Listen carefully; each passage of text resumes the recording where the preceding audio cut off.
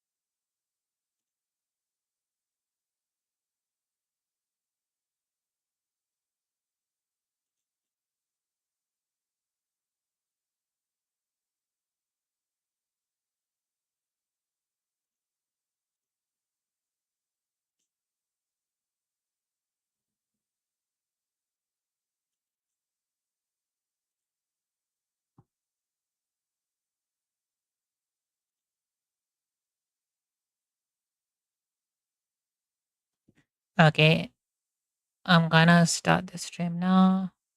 So, hi everyone. I'm going to be studying calculus again.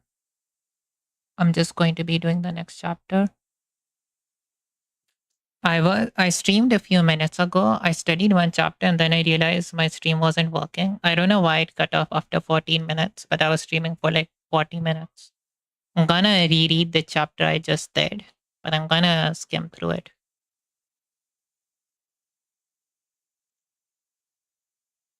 Right, so I did vectors and space. I did multiple integration. That was the last stream. This stream, I'm going to do vector fields. So I did read this chapter. Like it was a small stream. I read this chapter, but for some reason, it just cut off after the 14-minute mark. So I'm just going to quickly read this. A vector field f in R square is an assignment of two-dimensional vector f xy. So f is a vector to each point xy of a subset D in R square. Subset D is the domain of the vector field. Okay, so they're drawing the, where's the vector field? Okay, so they're drawing the vector field over here. For each xy point, they're drawing a vector. Vector is represented by fxy. It can be represented like this. So in the I direction, we have a function, and the Q direction, we have a function. A vector field, so this is said to be continuous if its component functions are continuous. So if P and Q are continuous, then F is continuous. Let M be a vector field in R square. Note that this is an example of a continuous vector field since both component functions are continuous. What vector is associated with point 0 and negative 1? So for F 0, negative 1, the vector, just replace x with 0 and y with negative 1. We get negative 2 over here and positive 1 over here. Yeah, drawing a vector field. So they talked about two types, a radial field and rotational field. A radial field is like if I can't remember if it's from the origin point, if it's like if the vectors are like radiating from this origin point, then it's a radial field. If the vectors are like this,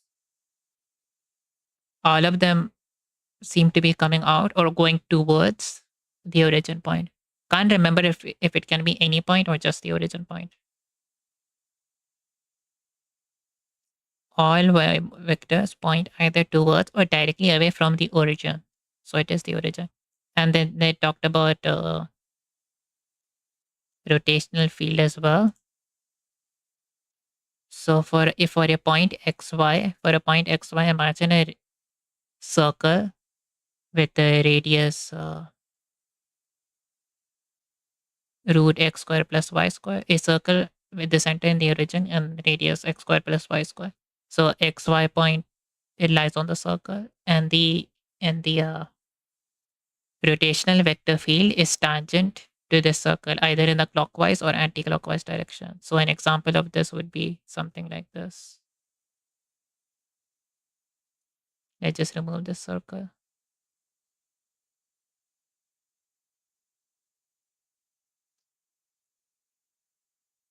Let's just remove the circle. So an example would be, this is a radial field.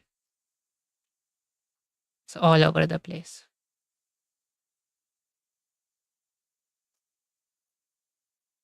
So it's tangent to a circle from the origin.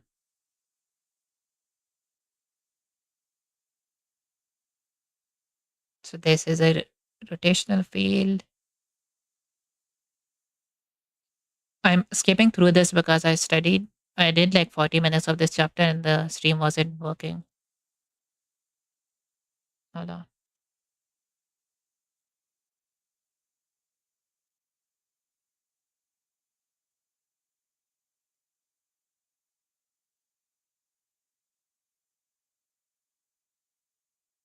I just get scared, so I keep checking my stream. Vector F is a unit vector field. Hold on. A vector F is a unit vector field if the magnitude of each vector in the field is 1. In a unit vector field, the only relevant information is the direction of each field. Show that G is a unit vector field. Okay, so this component square will give us y square over x square plus y square. This component square will give us x square over x square plus y square. If we take the magnitude, so this square plus this square and square root, all of that, we are left with square root of 1. Yeah, we are left with square root of 1, which is 1.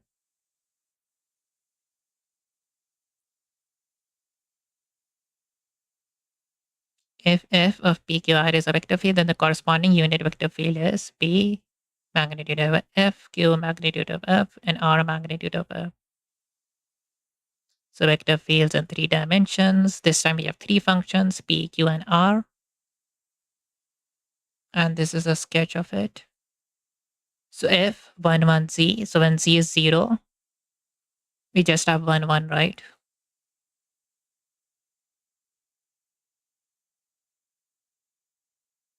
So when z is 0, the vector field is like this. It's perpendicular to the,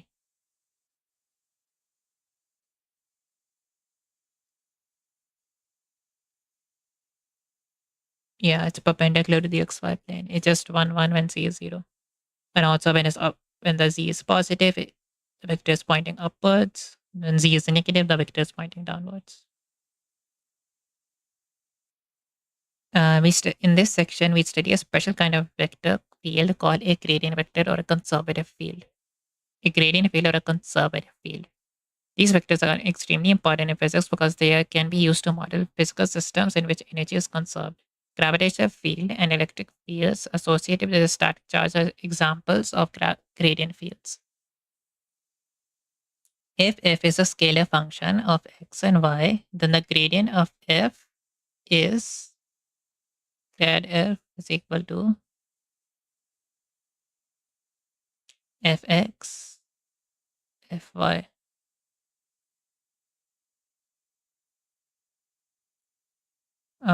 And in 3 dimension, it's like, so grad f is like derivative of f with respect to x in one direction, the gradient with respect to y in the y direction. When you add them, you get grad f. Grad f is a vector, right? This is the gradient f. And for 3 dimensions, we have this. This is for 2 dimensions, this is for 3 dimension. A gradient field is a vector field that can be written as a gradient of a function. Okay, so a vector field f, okay. A vector field f is a conservative field or a gradient field. Gradient field if there is a if this can be represented as some gradient of a function. How should I? It can be represented as a this is a gradient field if it can be represented as a gradient of function.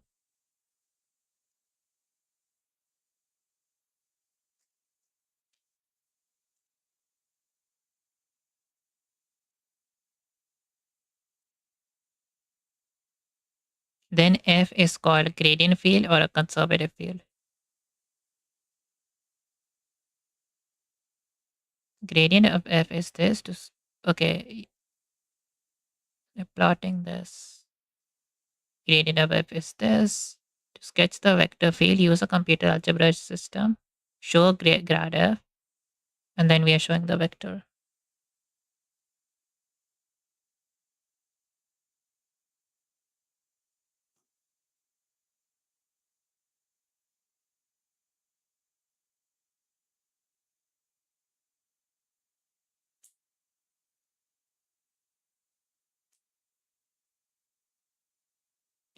Consider the function x square y square. This over here shows the level curves. So if the level curves are more together, then the function is very steep in the z direction. Graph is steep. X square y square. Indicate the graph is steep and the magnitude of the gradient vector is the largest value of the directional derivative. Therefore, you can see the local steepness of a graph by investigating the corresponding function's gradient field.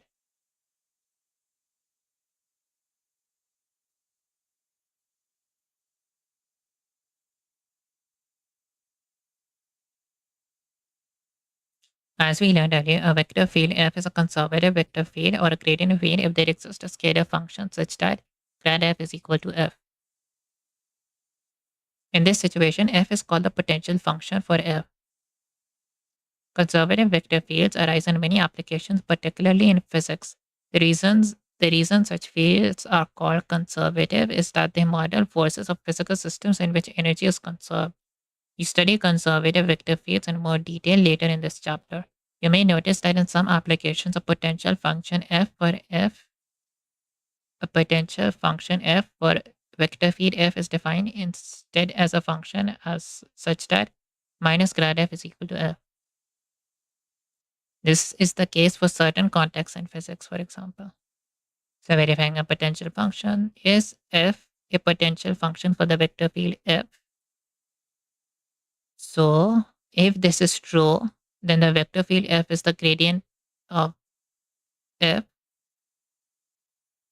So the gradient of f with respect to x is 2xyz minus cos xy times y, which is this. If we derivate this with respect to y, then we get x squared z minus minus cos xy times y, which is equal to this. And if we derivate this with respect to z, then we get x squared y, and then this gets removed. So we are left with x squared y. So this it's true. This vector field is the gradient of this. Or f is a potential function for f.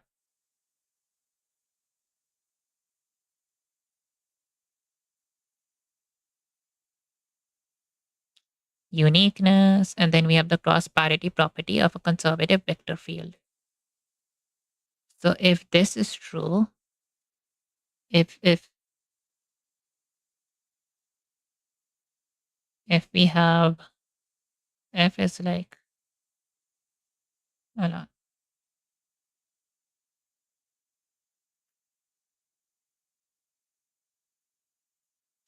p x y q x y, it's like this.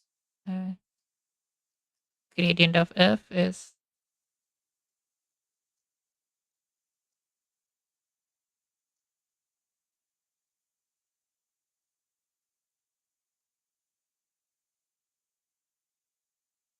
if f with this vector field is a gradient of this of f, then this should be equal. That means therefore p xy should be equal to this, should be equal to this.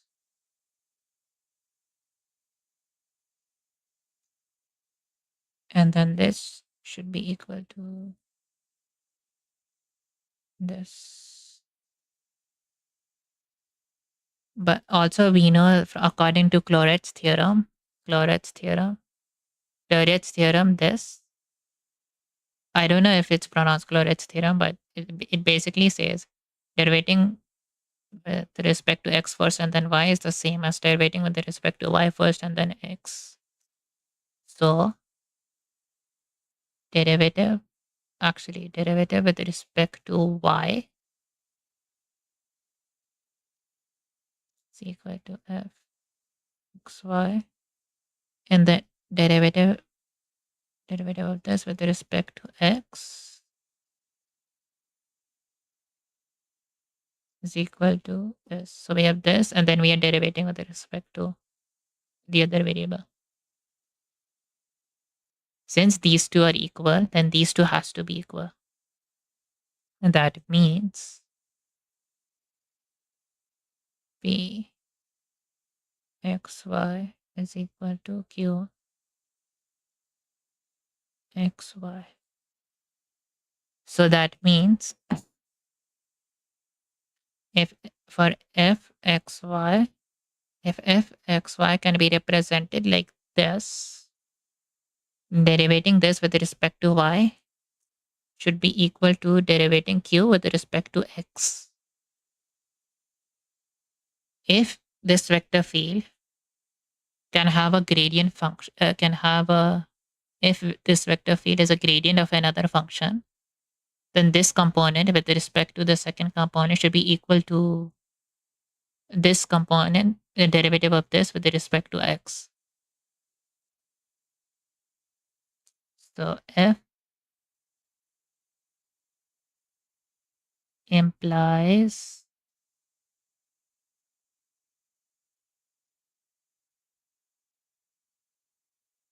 derivative of q with respect to y. Sorry, derivative of q with respect to x. Yeah. And if this part is not true. If this part is not true, that derivative of p with respect to y is not equal to derivative of q with respect to x. If this is not true, then there doesn't exist then the gradient of a function doesn't exist. There's no function which can be the gradient of this vector field. And for three dimensions, if we have x, y,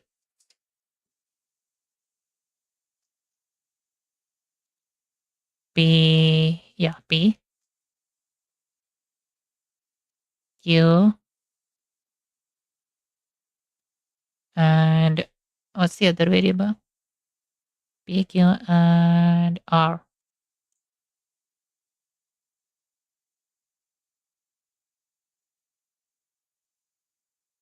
And then we have grad f,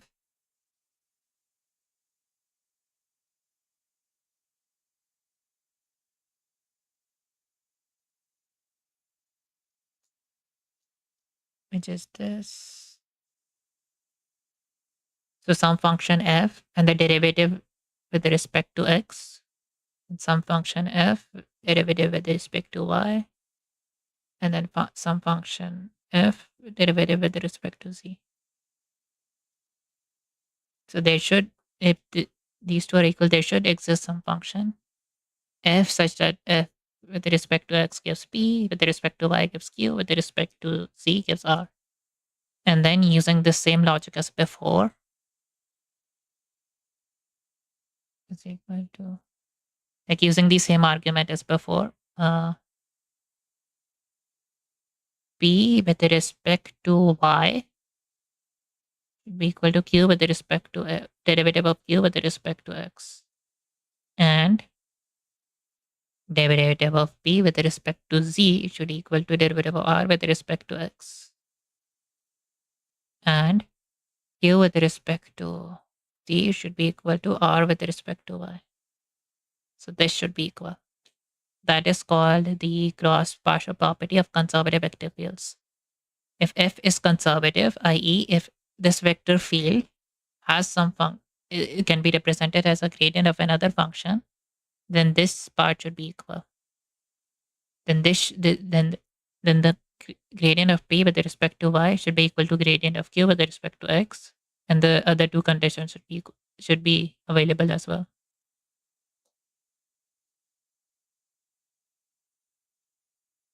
Okay, wait. Let me see if my stream is still on, because I did this entire chapter last stream and my stream wasn't on. Like my stream, it like randomly got cut off, so I'm going to check from time to time. So it still says it's live. That's good. Let's go to the next chapter. Line integrals.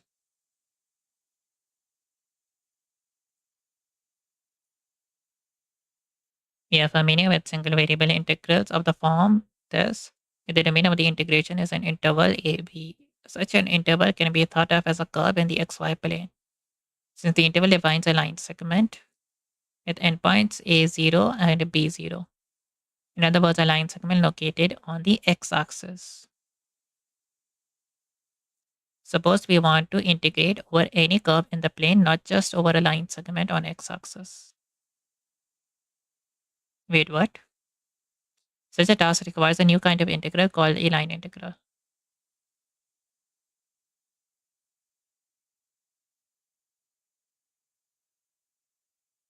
Let me see. A line integral gives us the ability to integrate multiple multivariable functions and vector fields over arbitrary curves in a plane or in space. There are two types of line integrals, scalar line integrals and vector line integrals. Scalar line integrals are integrals of scalar functions over a curve in a plane or in space. Vector line integrals are integrals of a vector field over a curve or in a plane or in space. Let's look at scalar line integrals first.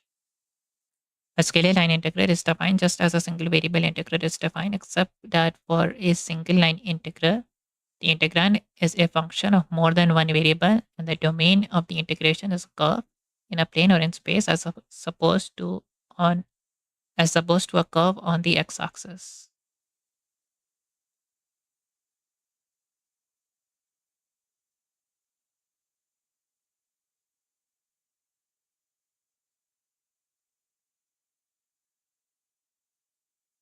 Wait, let me. I need a better understanding. For a scalar line integral, we let C be a smooth curve in a plane or in space and let f be a function with a domain that includes C. Okay, so C is some curve, right? We chop the curve into small pieces. For each piece, we choose a point P in that piece and evaluate f at P. Okay, so they chose P star and then they evaluate f. They chose P star here, evaluate f. We can do this because all the points in a curve are in the domain of f. We multiply fp by the arc length of the piece delta s.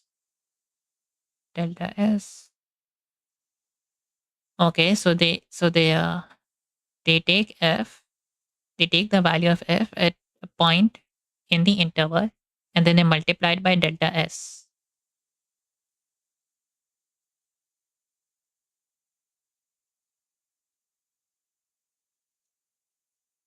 So fp delta s over fp delta s over all the pieces, and then the arc length of the pieces shrink to 0 by taking a limit. The result is a scalar line integral of the function over the curve.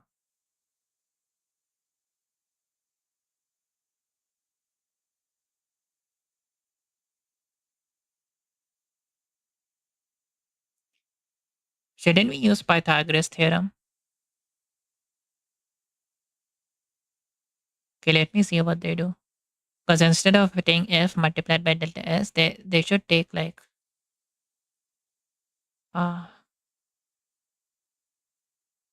f multiplied by. Okay, let me just see. They should take like delta f and delta x and then do Pythagoras theorem and then take this curve. Okay, let's see what they do. For a formal description of a scalar line integral, let C be a smooth curve in space given by the parameterization R. Let f be a function with a domain that includes curve C. To define the line integral of a function f over C, we begin as most definitions of an integral begin. We chop the curve into small pieces, partition the parameter interval into subintervals of equal width, and let t star be a value in the ith interval. Donate the endpoints rt0, rt1, and rtn by p0 to pn. Points P, I divide the curve into n pieces with length S1, S2, Sn.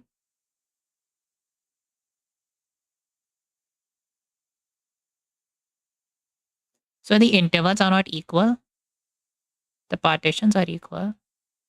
Wait, partitions TA. Okay, so the parameter is of equal length. It P star denote the endpoint of RT star. Now we evaluate the function P at point P star. Now that P star is in a PCI and therefore P star is in the domain of F. Multiply fp by the length of delta s of ci, which gives the area of the sheet with base ci, the height f fpi.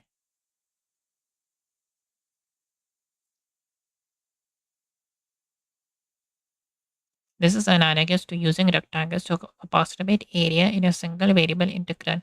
Now we form this sum. Note the similarity of the sum versus a Riemann sum. In fact, this definition is a generalization of a Riemann sum to arbitrary curves in space. You may have noticed difference between this definition of a scalar line integral and a single variable integral. In this definition, and the arc length S1, S2, Sn aren't necessarily the same. In the definition of a single variable integral, the curve in the x direction is partitioned into pieces of equal length. Yeah, okay. Let f be a function with a domain that includes the smooth curve C that is parameterized by Rt. Scalar line integral of f along C is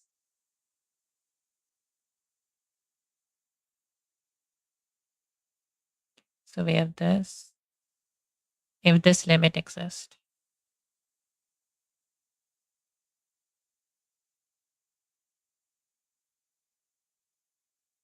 So instead of using the interval, now we are using the curve. But hold on a minute.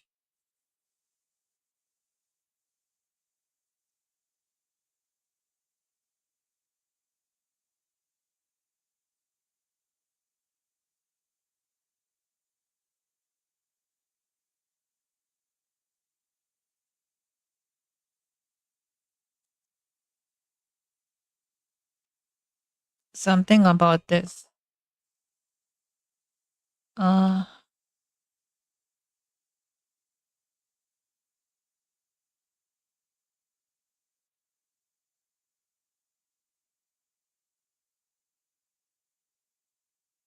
so f of p, f at point p, the value of the function at point p,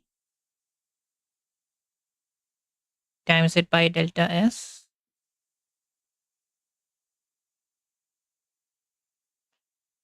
So in this graph, y is equal to f of p, right?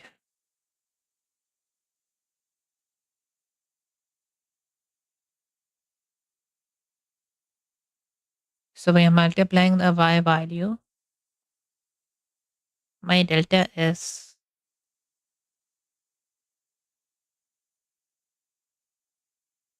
If c is a planar curve, that c can be represented by a parametric equation. X is equal to xt, y is equal to yt, and a t is between a and b. If c is smooth and fxy is a function of two variables, then the scalar line integral of f along c is defined similarly as this. If f is a continuous function on a smooth curve, then the integral always exists. Since the integral is defined as a limit of Riemann sum, the continuity of f is enough to guarantee the existence of a limit.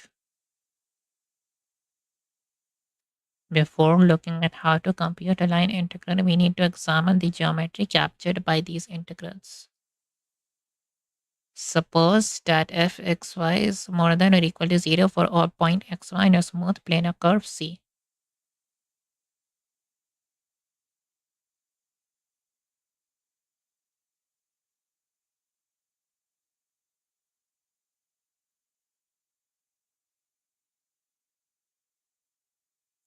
Imagine taking curve C and projecting it up to the surface defined by fxy, thereby creating a new curve C delta that lies C apostrophe that lies in the graph of fxy.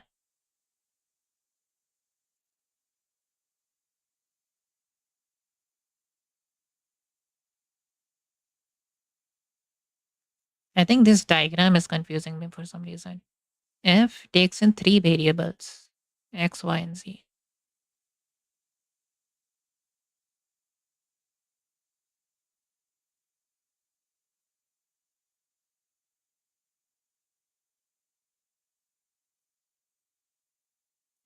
From the geometry, we see that the line integral f x y does not depend on the parameterization RT of C. As long as the curve is traversed exactly once by the parameterization, the area of the sheet formed by the function of the curve is the same.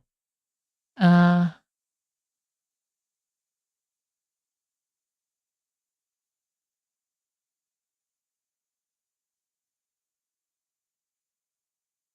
okay, we are finding the area formed by this curve, right?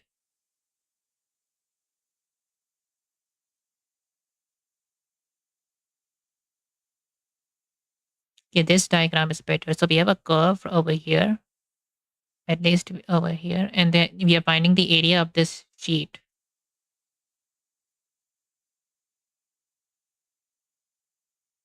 So we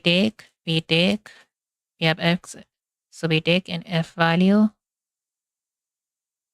then we take an f value over it. We take an f value times it by delta s, take an f value times it by delta s. So we get a rectangle. We take an f value over here times it by delta s. So we get an approximate rectangle, and then we take the limit to infinity. Like we partition the limit to infinity. So that makes this diagram makes more sense.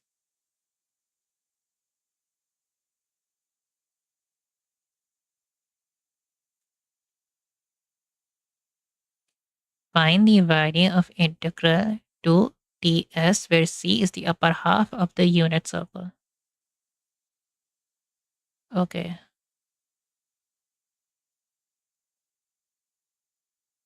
Copy.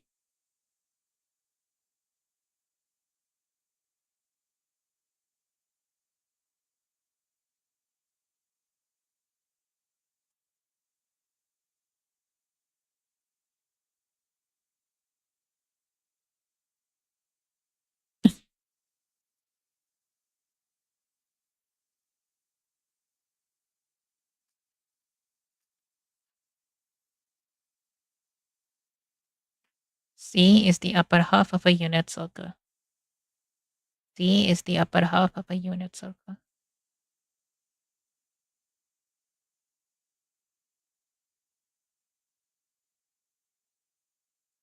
So in the XYZ plane, uh,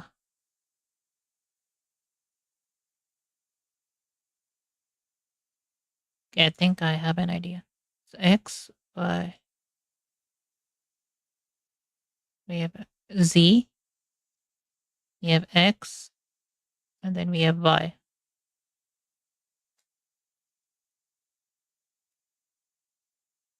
X, Y, upper half of a unit circle. So something like in the XY plane, it would be something like this. And then 2 over here, like we have something. So f of xy is 2, right? So this is the same curve, but where z is equal to 2, then we need to find the area of the sheet.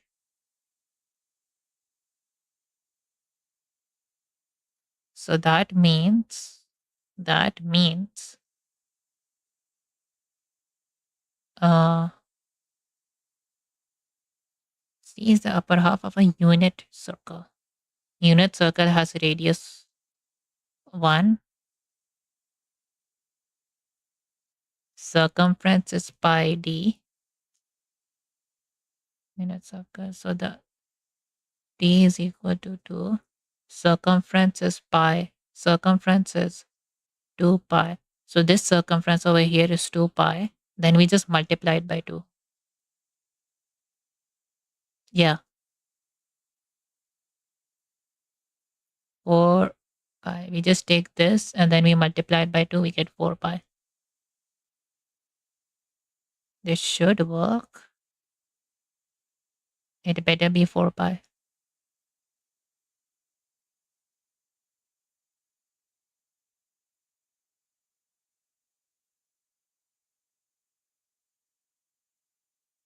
Curve is, hold on. This curve is 2 pi. Is that, we can establish that, right?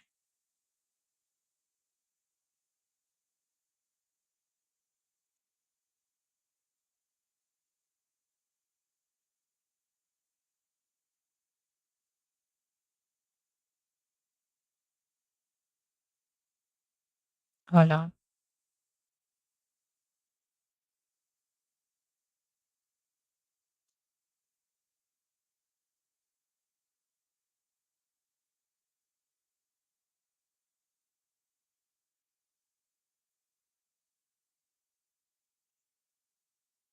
So where did I get this wrong?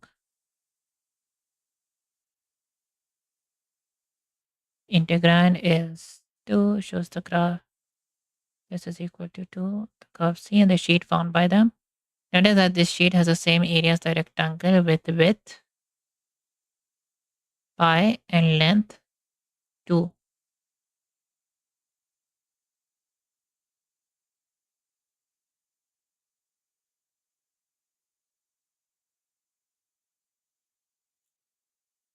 Oh, we take half the circumference.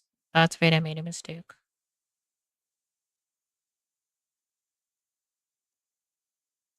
If C was, actually, I just write the text. If C was full circle,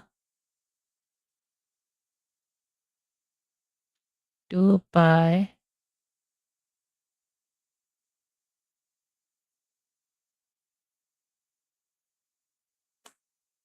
since C is her circle. Now it makes sense.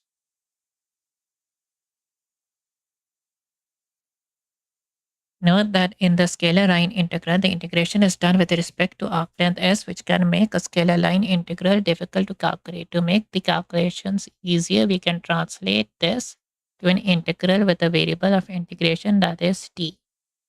Let r be a parameterization of c. We are assuming that c is smooth. Let derivative of r be continuous for all t. In particular, derivative of x, y, and z exists for all t. According to the arc length formula we have, so the length of C is this. This is the arc length formula. Uh,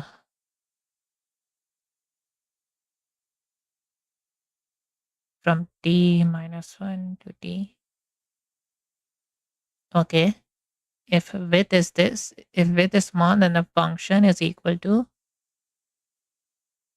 derivative of r times delta ti. It's almost constant over the interval. Therefore, sorry, the magnitude of the derivative is almost constant over the interval.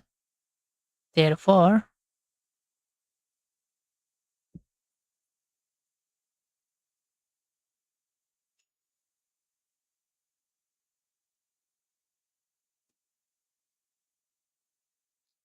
wait, how is the constant? How is this constant though?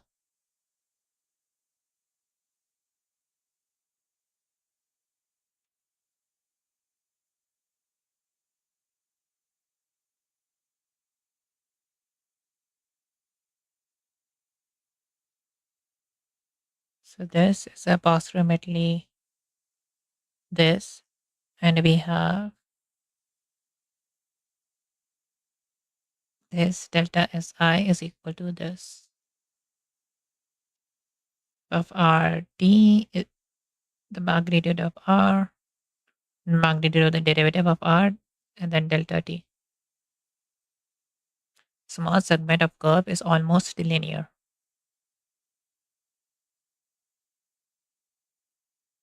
So the derivative of R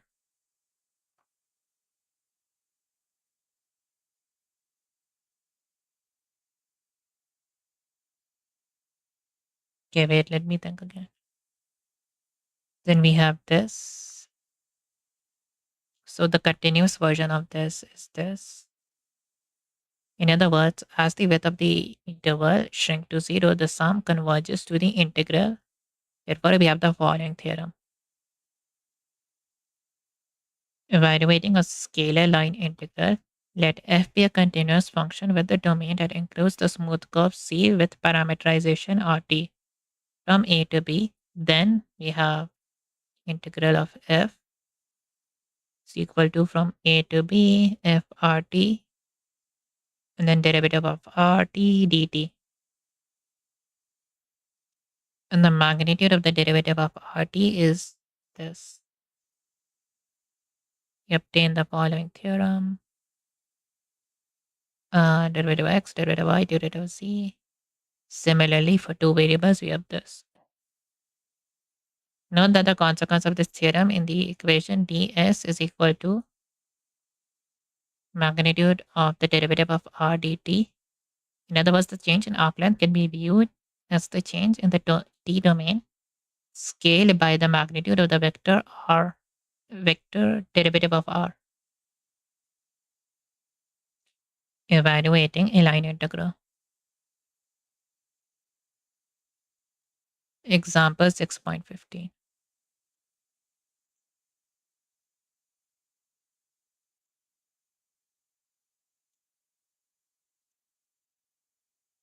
Hold on, let me just check if my stream is still working.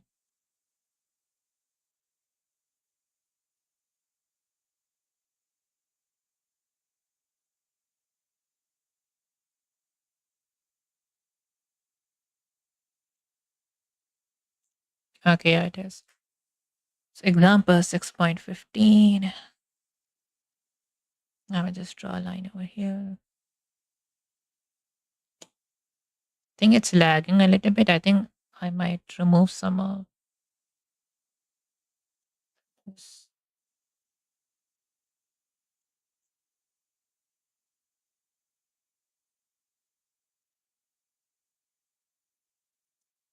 C is part of a helix parameterized by cos t, sin t, and t from 0 to 2 pi. Right. So RT is this derivative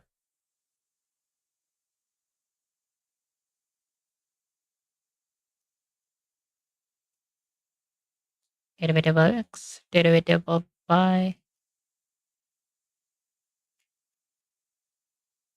derivative of c.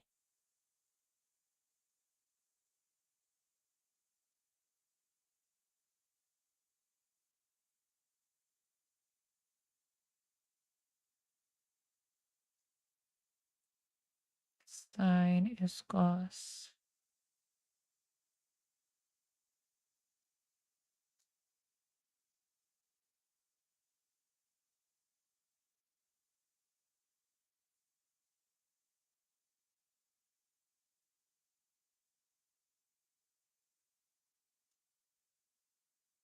Sine square plus cos square plus 1 and then root of that.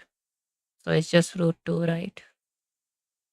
So the integral from 0 to 2 pi, we have this function.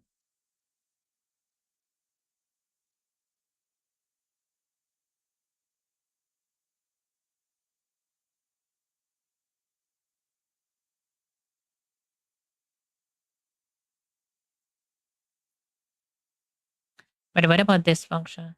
Wait, we can parameterize it, right? So xt is cos, okay, yeah. 0 to 2 pi. We have cos square t, sin square t, which is just 1. That's it with t.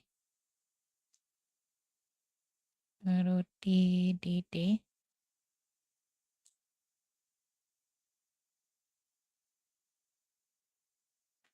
Root 2 plus t root 2 dt, which is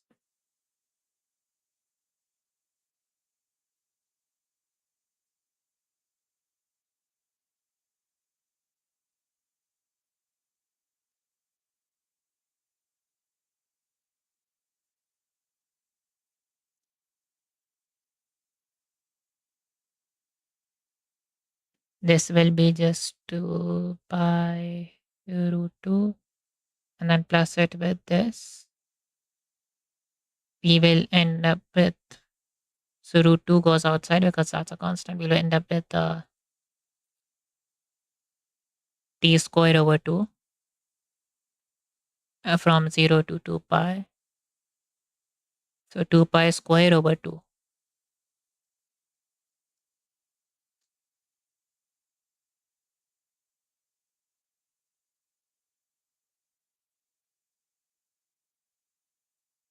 We have 2 pi root 2 plus,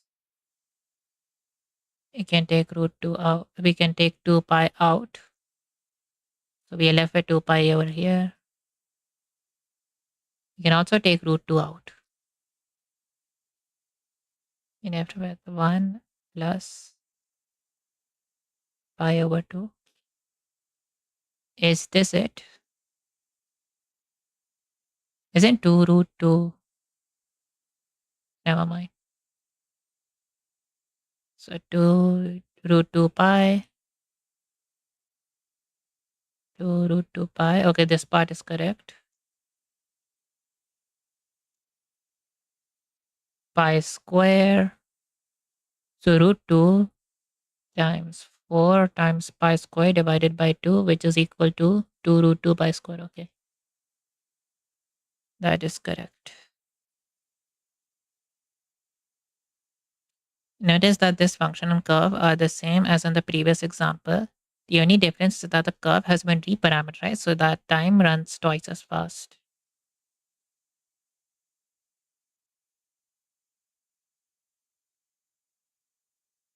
Notice that this agrees with the answer in the previous example. Changing the parameterization did not change the value of the line integral. Scalar line integrals are independent of the parameterization.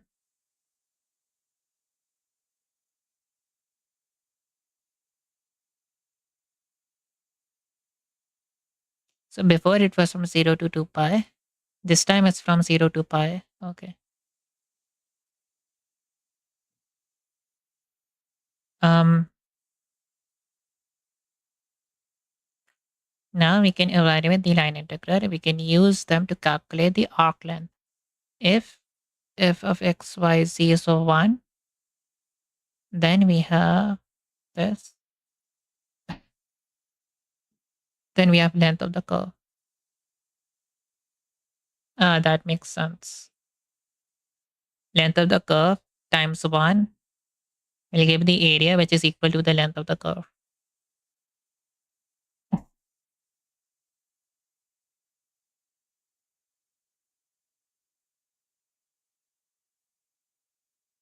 A wire has a shape that can be modeled with the parameterization of this.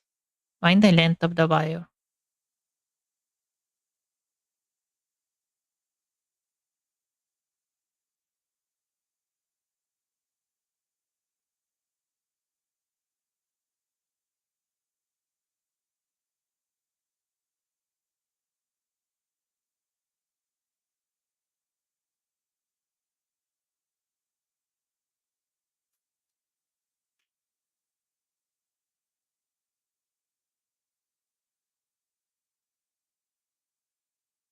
In 2 dimensions, it's easy to imagine, but in 3 dimensions, it's quite difficult. Okay. But anyways, I'm just gonna do it then.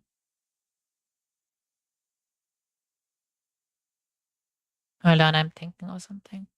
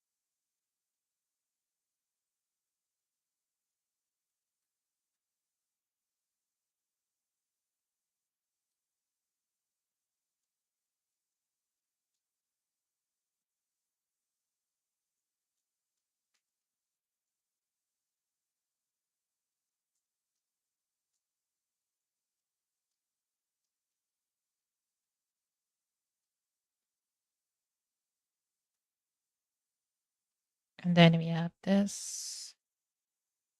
So minus sine t. And then we have this. Wait, hold on. No. Yeah, actually, yeah. Cos t. And then we have this. Derivative of this. So 3 over 2 times it by 2 over 3 is 1. Like that. Minus 2 over 2. Yeah. And then we have ds is equal to derivative from 0 to 4 pi. 1 times it by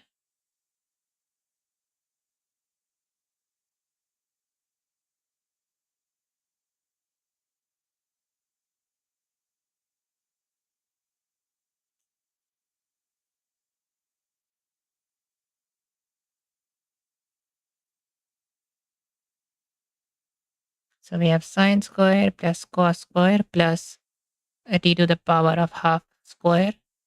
Sine square plus cos square is 1.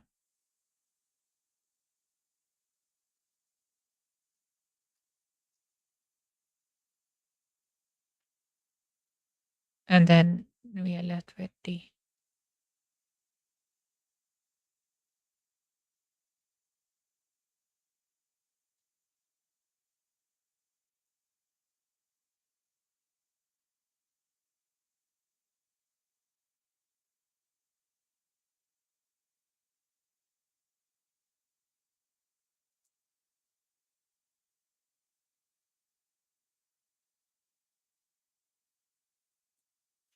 Hold on. Derivative of 1 plus t. I keep forgetting this one. Derivative of the outside and derivative of the inside. Sorry, derivative of the outside is this. Derivative of the inside, which is which is just 1. So this is equal to 1 over 2 root 1 plus t.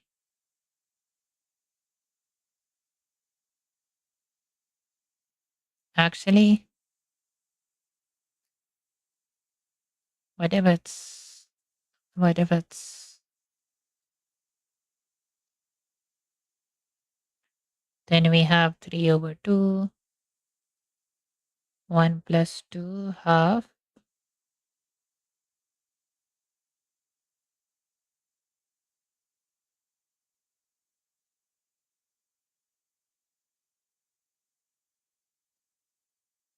Okay, okay. Then I can bring 3 over 2 to the other side.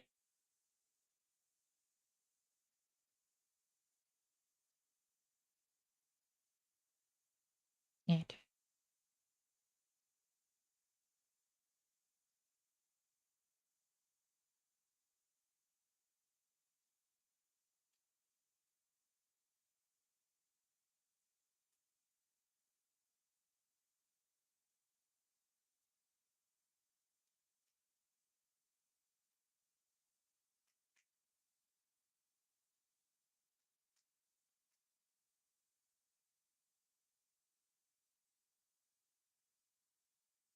Is this the correct answer?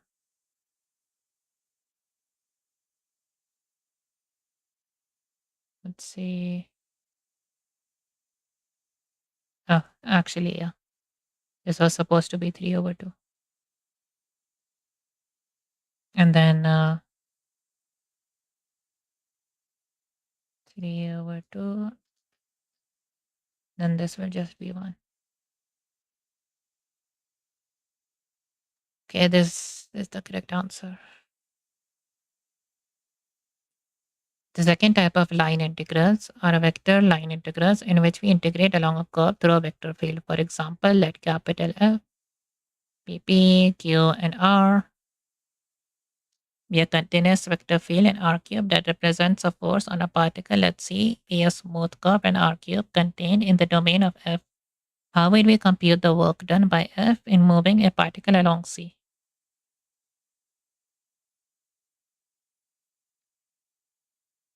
Uh, okay, wait. Because sometimes I see this notation, can integrate with the circle. I wonder where that is used. I think that's like a closed loop.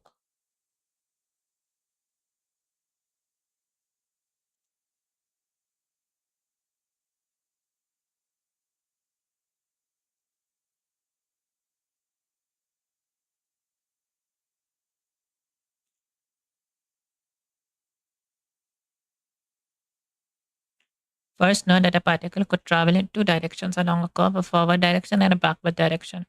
The work done by a vector field depends on the direction in which the particle is moving. Therefore, we must specify a direction along curve C, such as the specified direction is such a specified direction is called the orientation of the of a curve.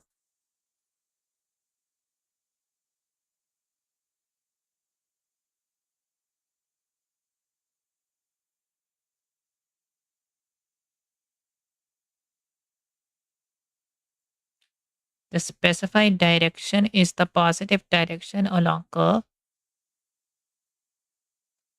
The opposite direction is the negative direction along C.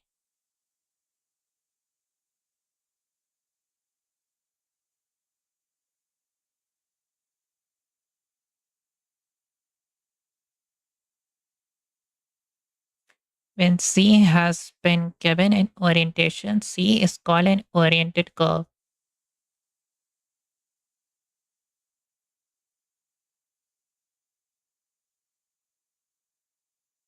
The work done on the particle depends on the direction along the curve in which the particle is moving.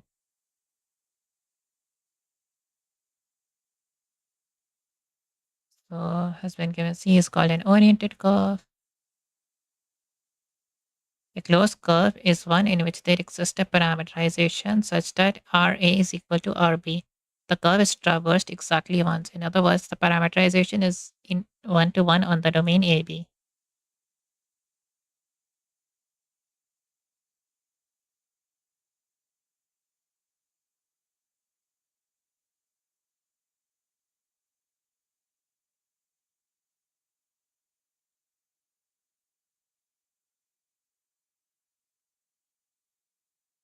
Let RT be a parameterization of C for A to B such that the curve is traversed exactly once by the particle and the particle moves in the positive direction along C.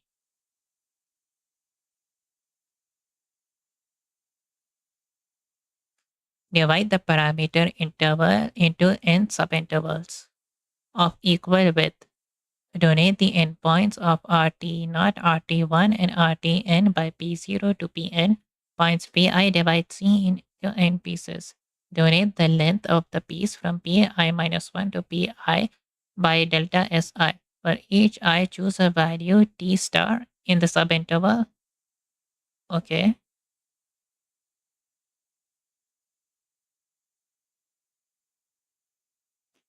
Then the endpoint of RT star is a point in the piece of C between Pi minus 1 and Pi. If delta S is small, then as the particle moves from Pi minus 1 to Pi along C, it moves approximately in the direction of dPi. The unit tangent vector at the endpoint of RTI. Let P star denote the endpoints of RTI. Then the work done by the force vector field in moving the particle from Pi minus 1 to Pi is F P star. F P star.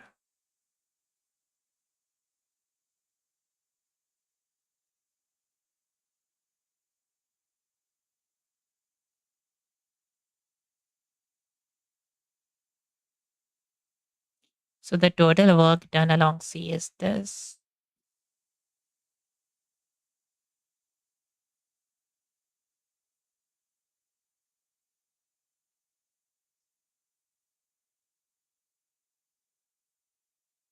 Okay, I need like a 3D graph. So it goes from point P naught to Pn. Fpi is a vector.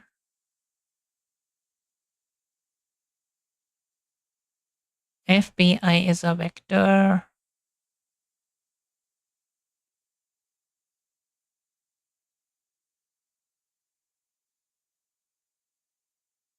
What exactly does this give?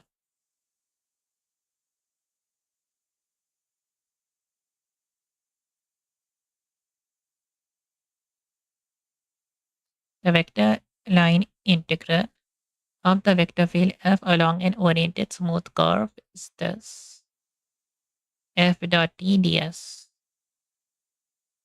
if that limit exists.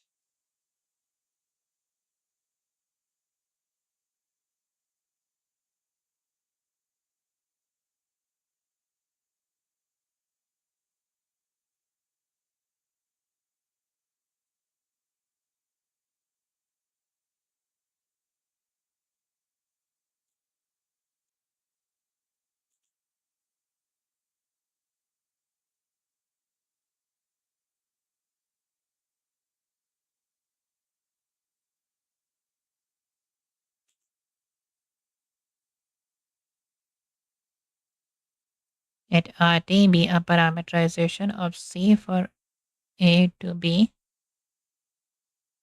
such that the curve is traversed exactly once by the particle.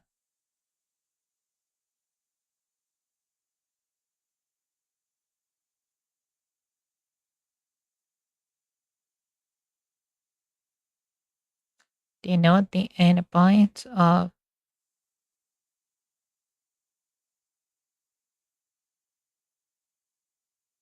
RT naught, RTN.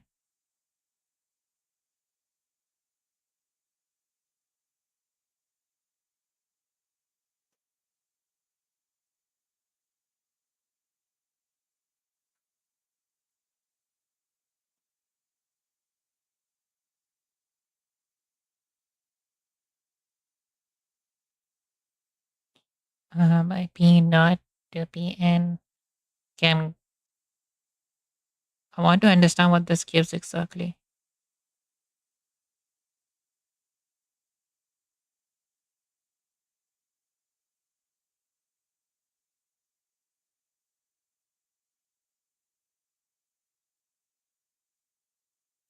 It moves approximately in the direction of TPI.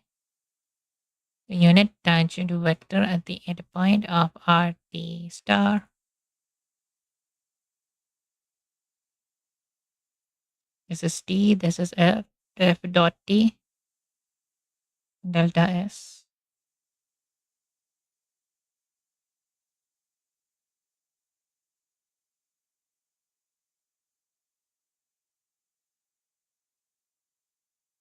With scalar line integrals, neither the orientation nor the parameterization of the curve matters. As long as the curve is traversed exactly once by the parameterization, the value of the line integral is unchanged. With vector line integrals, the orientation of the curve does matter. If we think of the line integral as computing work, then this makes sense. If you hike up a mountain, then the gravitational field of Earth does negative work on you. If you walk down the mountain by the exact same path that the gravitational force does positive work on you. In other words, reversing the path changes the work value from negative to positive in this case. Note that if C is an oriented curve, then we let minus C represent the same curve, but with the opposite orientation. As with scalar line integrals, it is easier to compute a vector line integral if we express it in terms of the parameterization function r and the variable t. To translate the integral in terms of t, note that the unit tangent vector t along c is given by t is equal to derivative of r divided by the length of the derivative.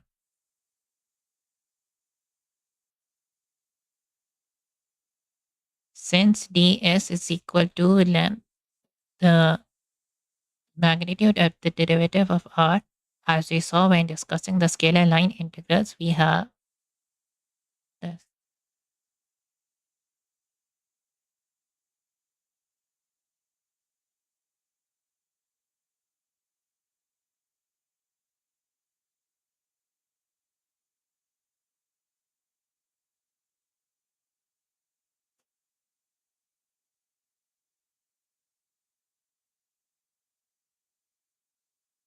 Thus, we have the following formula for computing vector line integrals.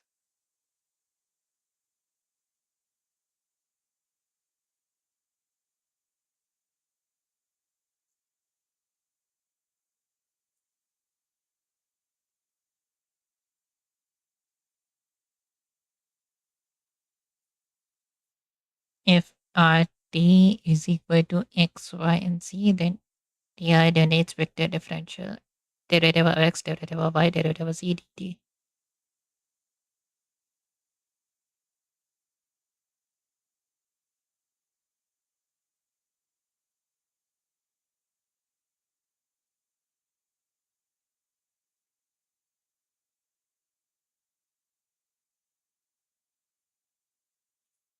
Okay, let's just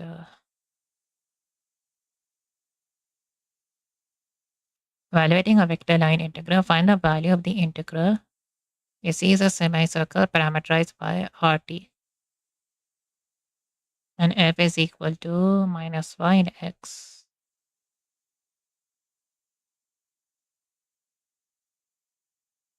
Okay, use this notation for the line integral. F is equal to ts ds.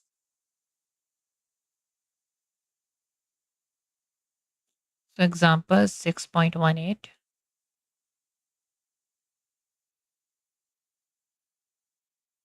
I will need to watch a video of this after stream.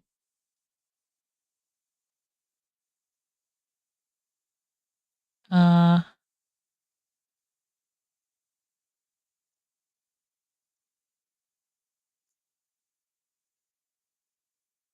MDR is series of semicircle parameterized by RT.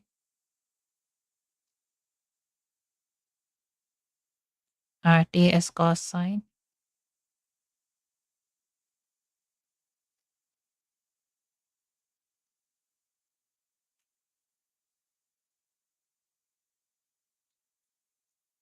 So the derivative of RT is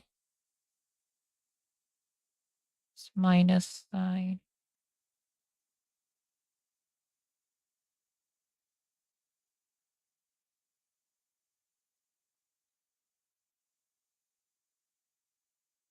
and T is equal to,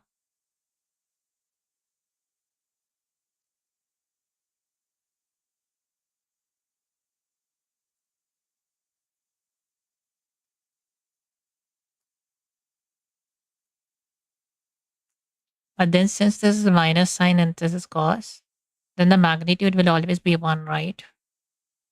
So it's just this. So then F dot T is equal to F is minus sine x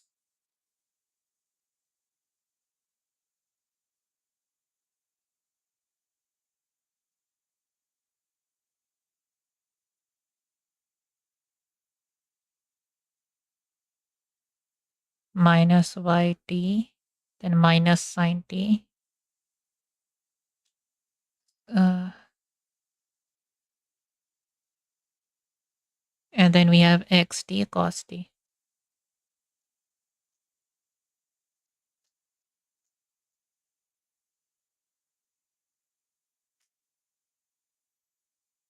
Then y is cos, and then x is sine.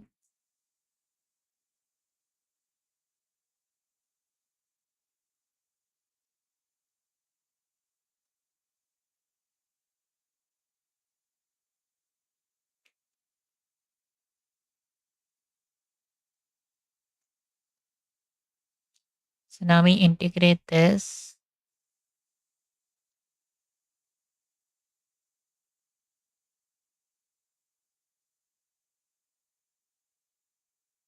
Actually, we don't need this, right? Maybe we do. FDR is this, but we can represent this like this.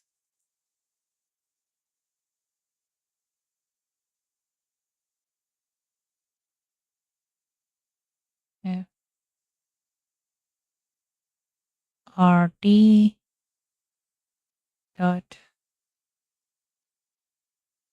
RT dt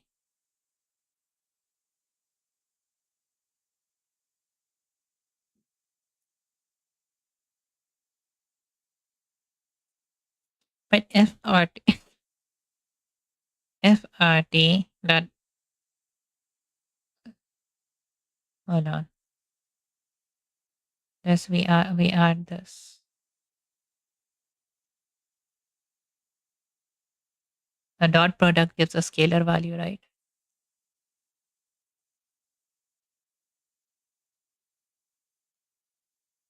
So it's this with respect to dt.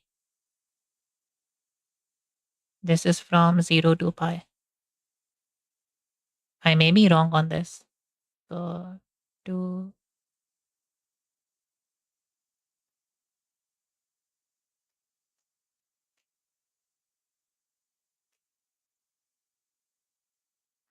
from pi to 0, sine pi is 0, cos 0 is 1, but sine 0 is 1, cos pi is 0. So the total answer is 0. So I think is wrong. It's pi.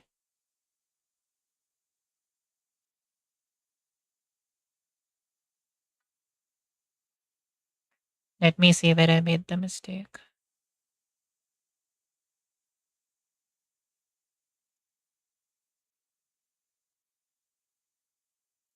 Minus yx minus yx. Y is, oh, wait. Now I know.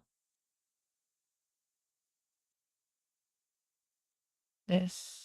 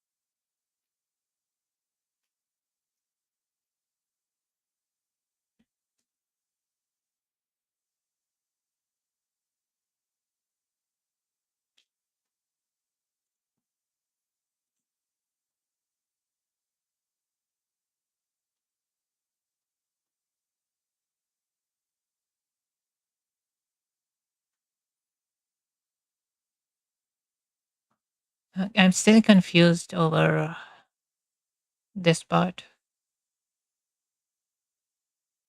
Let's say be an oriented curve and minus c donate the same curve but with the orientation reversed. Then the previous two example is illustrate the following fact.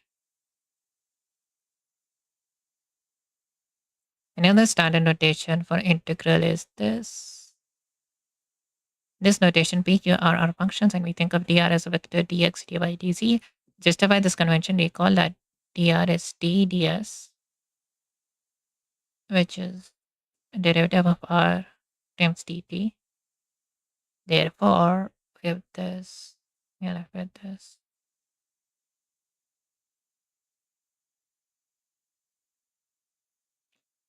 we have learned how to integrate smooth oriented curve. Now, suppose the curve C is an oriented curve that is not smooth, but can be written as a union of finitely many smooth curves. In this case, we say C is a piecewise smooth curve. To be precise, curve C is a piecewise smooth. Is piecewise smooth if C can be written as a union of n smooth curves, C and CO2 all the way to Cn. Properties of vector line integrals. Let f and g be continuous vector fields with domains that include the oriented smooth curve C. Then this, we can do this. K, we can take the K out, where K is a constant. Minus C, we have minus.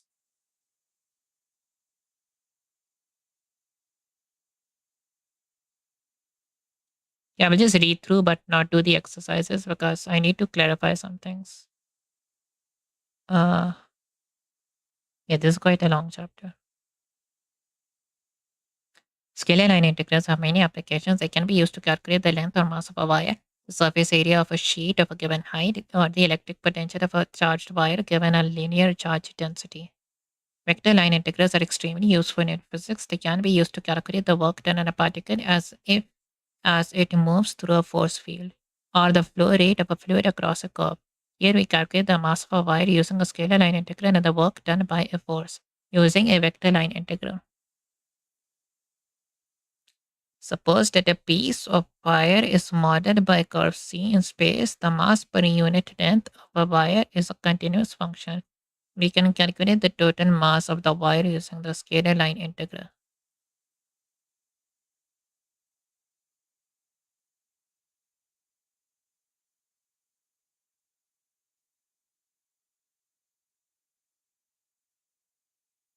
The reason is that mass is density multiplied by length, and therefore the density of a small piece of a wire can be approximated by this delta S for some point in the piece, letting the length of the pieces shrink to zero with the limit t hits the line integral.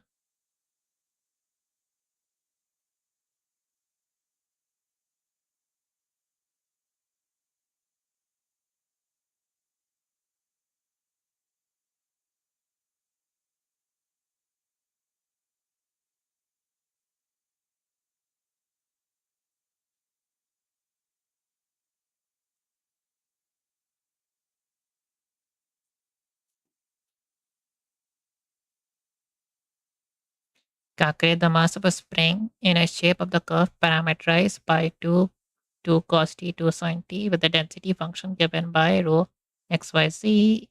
Okay, with this density function, mass of a spring in the shape of the curve parameterized by this.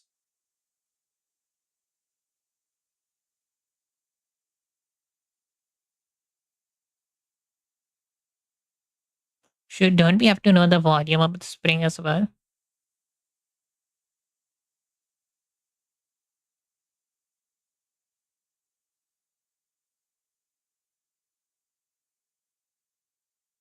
Oh, it's a linear density.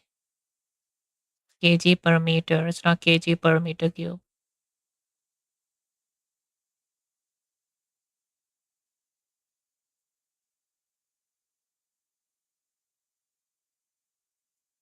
So this times the mass would give the kg, right? Sorry, this times the this times this over this integral will give the mass, right?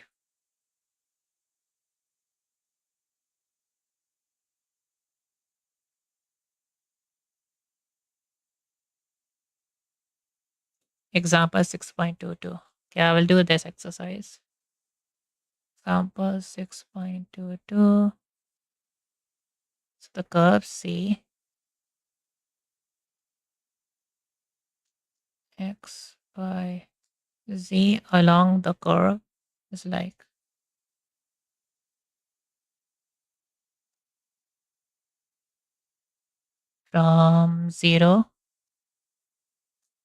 from 0 to 2 pi over half, pi over 2.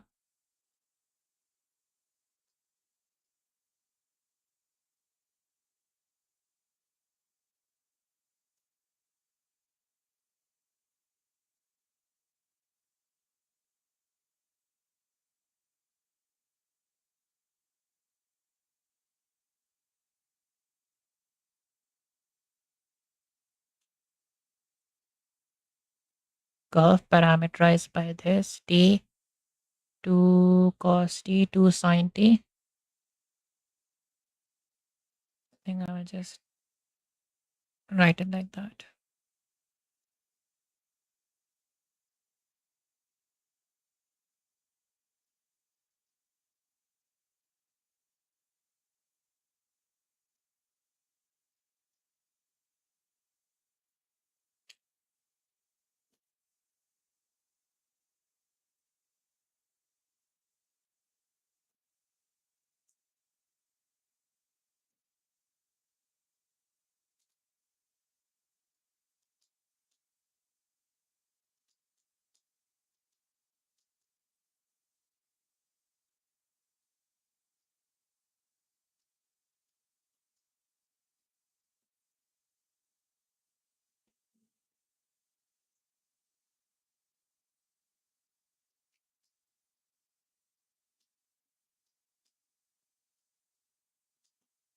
One square, uh, 2 sine square, 2 sine square. Actually, no.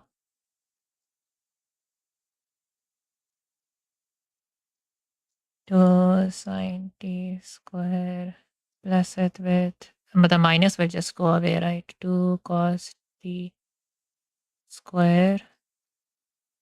Then we are left with 1. 4 sine square, 4 sine square. Sine square and cos square is just 1. 4 plus 4 is 8. Or actually, we can take the 4 out. We can take the 4 out. And then it's sine square plus cos square, which is just 1. So it's root 5. Uh, but the t disappeared. Oh yeah, that's fine. Uh,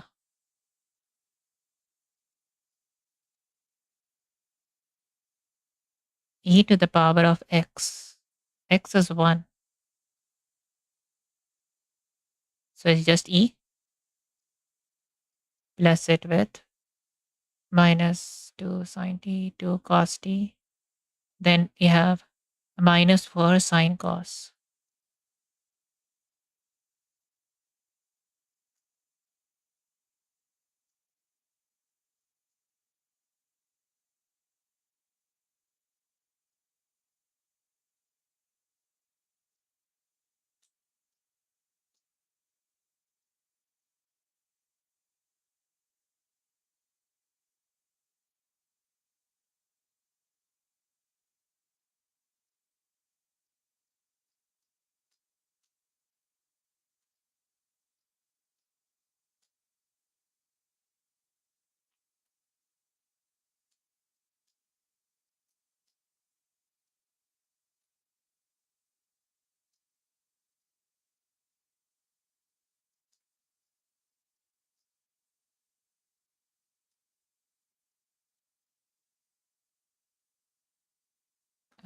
I should take root 5 out.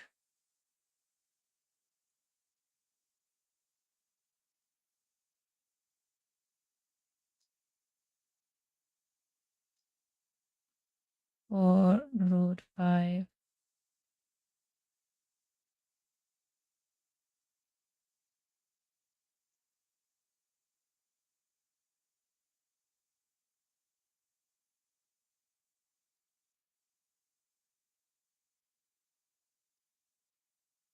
e pi over 2.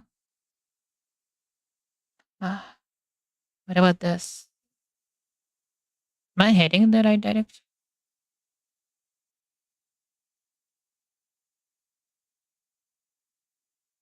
Plus. Why is it plus?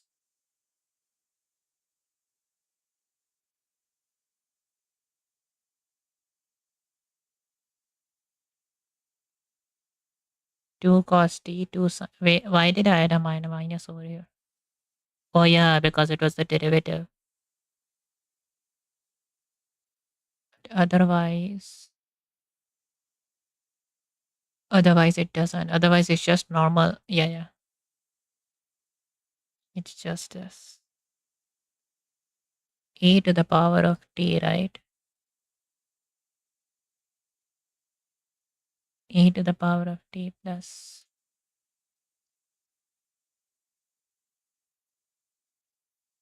Okay, I made a mistake.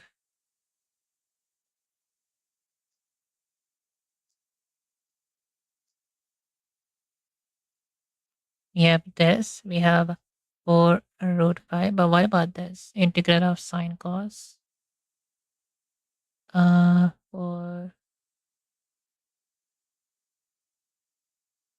sine cos root 5. Hold on. Sine t cos t. If we derivate them with respect to t, the derivative of the first times the second. Derivative of sine is minus cos. This becomes square. Sorry, derivative of sine is cos. And then this part first times the derivative of second. So this becomes minus sine squared t.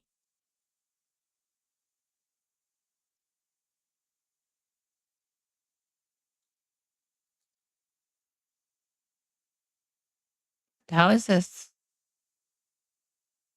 You can write 1 as cos square plus sine square.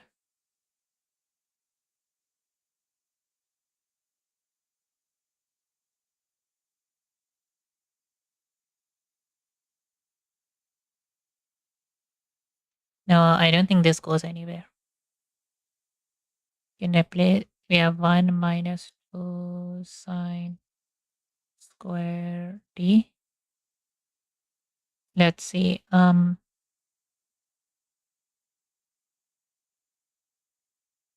We do have this.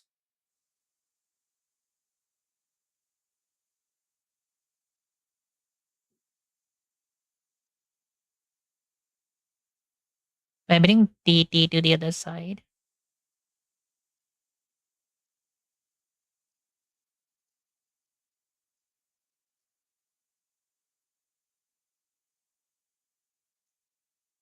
And then this 1 minus sine.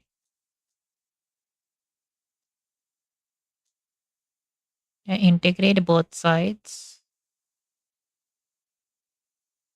Wait.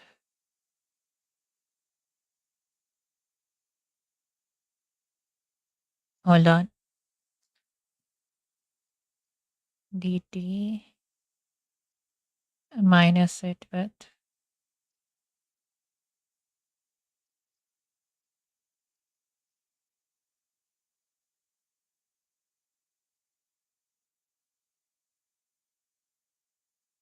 No, this isn't going anywhere.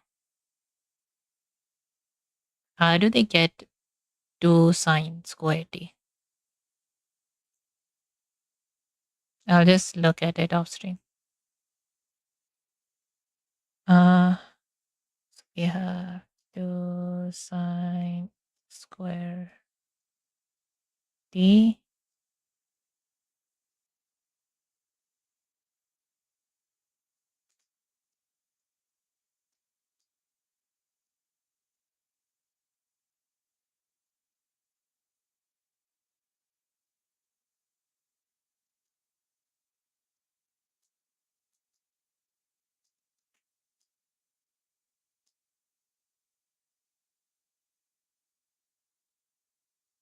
pi over 2 minus 0. Sine 0 is 0. So we are left with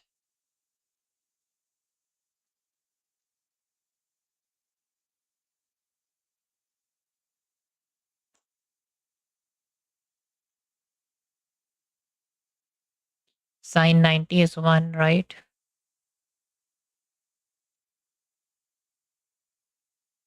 Uh, Hold on. They took root 5 out. There's no 4 here.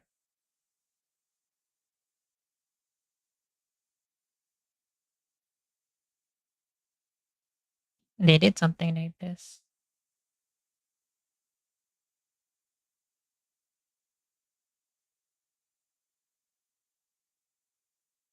Wait, if this, but this is correct. Shouldn't shouldn't this be 2? Sine 0 is 0. This is pi over 2, that I understand.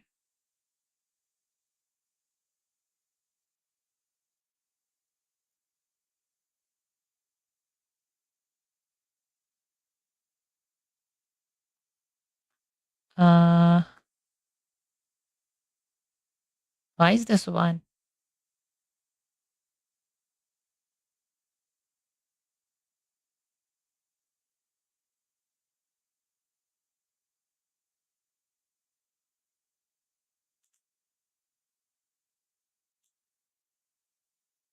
I will check off stream.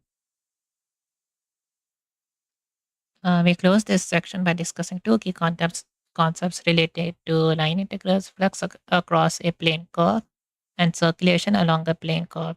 Flux is used in applications to calculate fluid flow across a curve, and the concept of circulation is important for characterizing conservative gradient fields in terms of line integrals. Both these concepts are used heavily throughout the rest of this chapter. The idea of flux is especially important for Gain's theorem and in higher dimension for Stokes' theorem and the divergence theorem.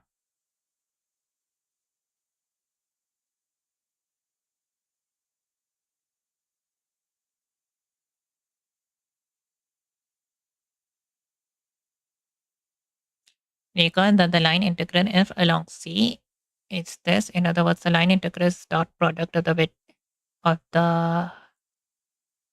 vector field with the unit tangent vector with respect to the arc length. So dot product of the vector field with the unit tangent vector with respect to the arc length. If we replace the unit tangent vector with the unit normal vector and instead compute this, we determine the flux across C.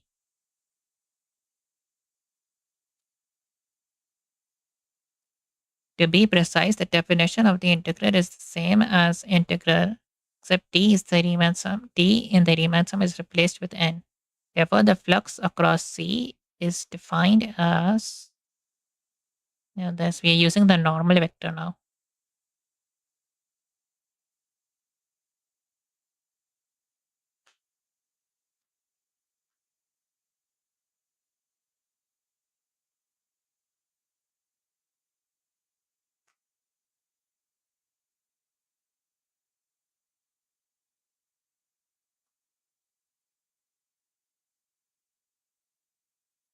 AP and delta S are defined as they were for integral. Therefore, the flux integral is an integral that is perpendicular to the vector line integral. Because n and t are perpendicular vectors.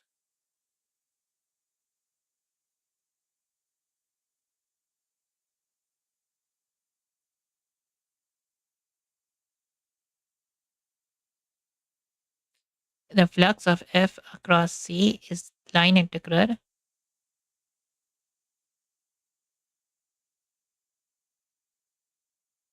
Okay, it's this line integral.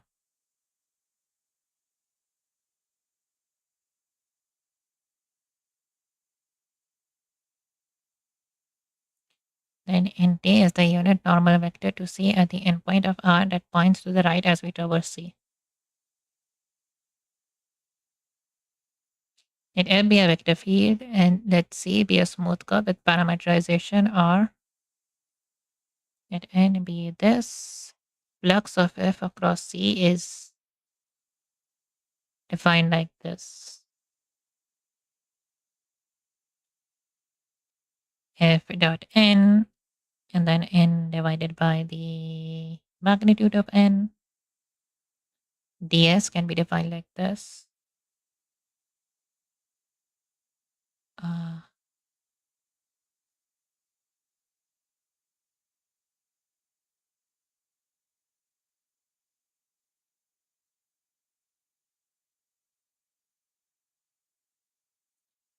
so this and this are equal. So these two cancel out, right? Okay.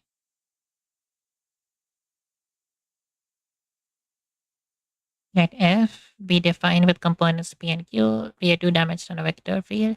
Recall that this integral is sometimes written like this, and analogously, flux is sometimes written in the notation like this, minus Q plus P.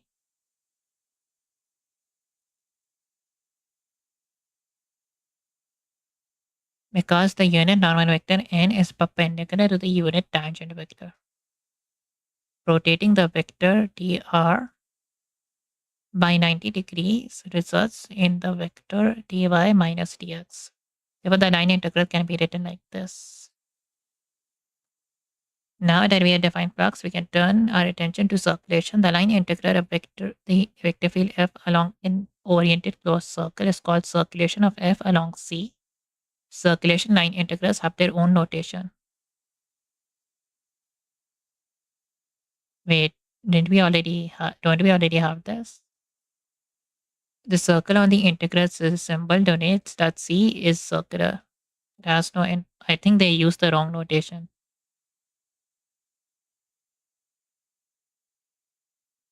Okay, they used the wrong notation here.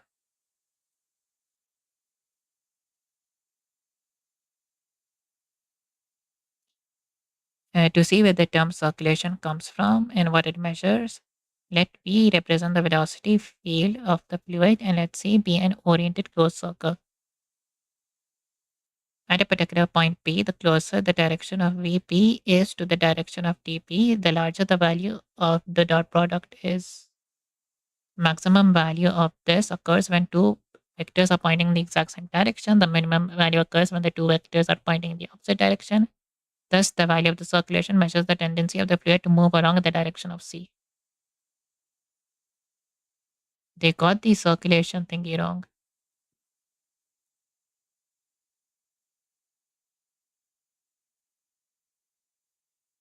Okay, wait, let me see.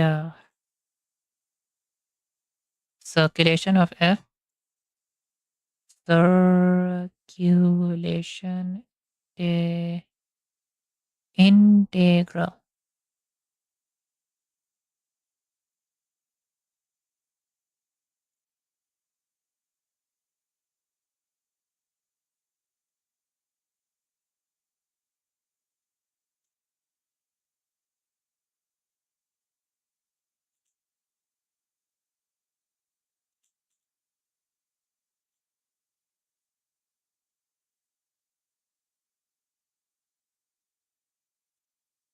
Okay, this circle over here is supposed to be in the integral, but I think they missed it. They need to add that. Okay, I need to read more about this on my own because I'm getting quite confused. And yeah, I will end the stream here then. And I'll see you guys next stream. Bye.